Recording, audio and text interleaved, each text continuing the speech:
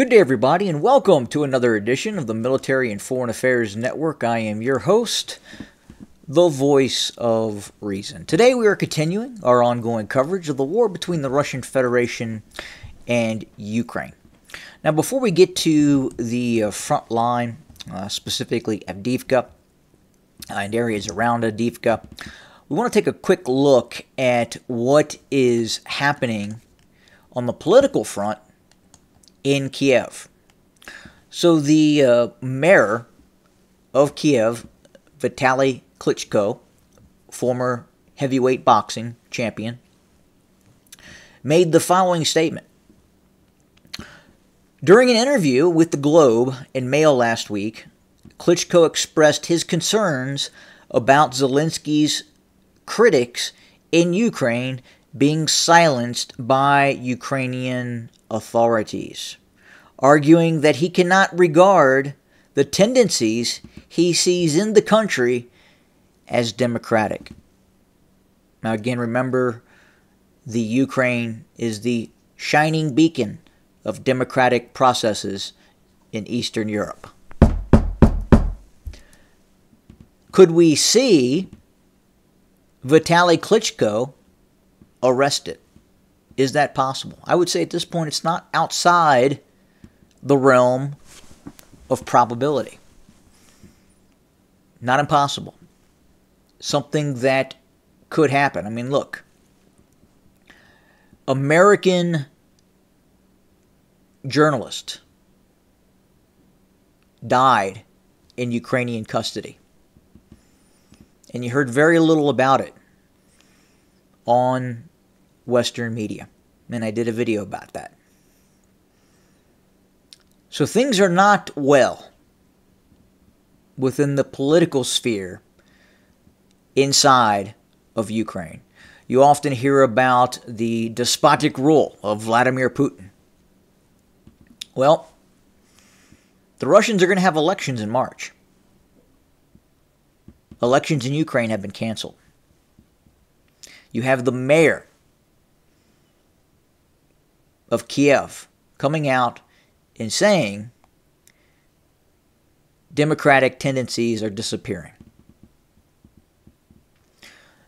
So it'll be interesting to see what happens in the days and months. I have a hunch that is why we are seeing this lack of enthusiasm on the part of the Republicans in the United States and certainly some Democrats as well, in terms of directly assisting the Ukrainians in the ongoing war effort. And it's much more grandiose in scope as the United States watches what's happening on the ground. The United States and the political operatives in the United States fully understand that this conflict is not going to end.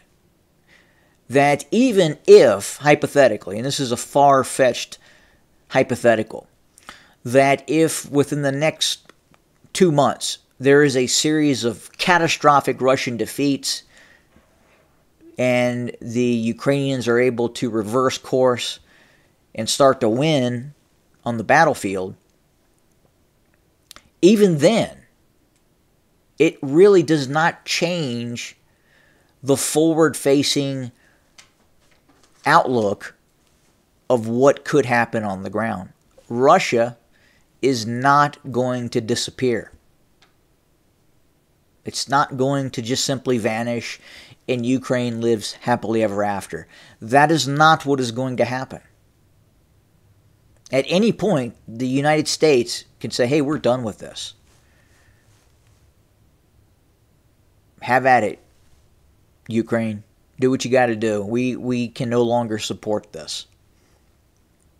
Then what? Now, over to Avdiivka. The fighting continues. Now, we are receiving very interesting intelligence of new Russian units that have been reported to have entered the city limits of Avdiivka.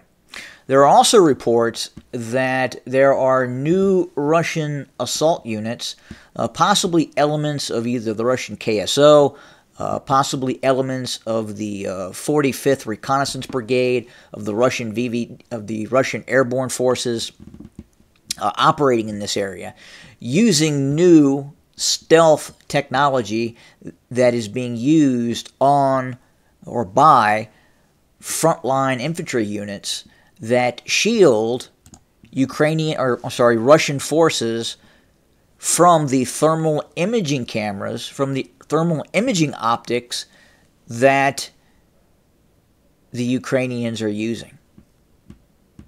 Now, there have been reports of a deployment of a stealth cloak that is being used now by Russian forces. We have seen reports also that some of the newer kamikaze drones are using new stealth features, as are some of the cruise missiles being used by Russian forces as well. But this is the first time that we're starting to hear reports in which Russian infantry units, outfitted with some of these new thermal cloaking technology, are involved directly in and around Avdiivka. So could we currently be seeing some of these Russian stealth units, these small units of Russian Special Operations Forces, Spetsnaz, utilizing some of these new thermal imaging concealment suits that are now operating in Avdiivka? Quite possibly.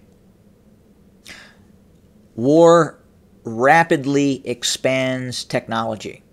The Russian defense budget has ballooned to 140 to 180 billion US dollars. Remember, at the start of the campaign, about 60 billion. So when you see that kind of infusion of cash, of money, of resources,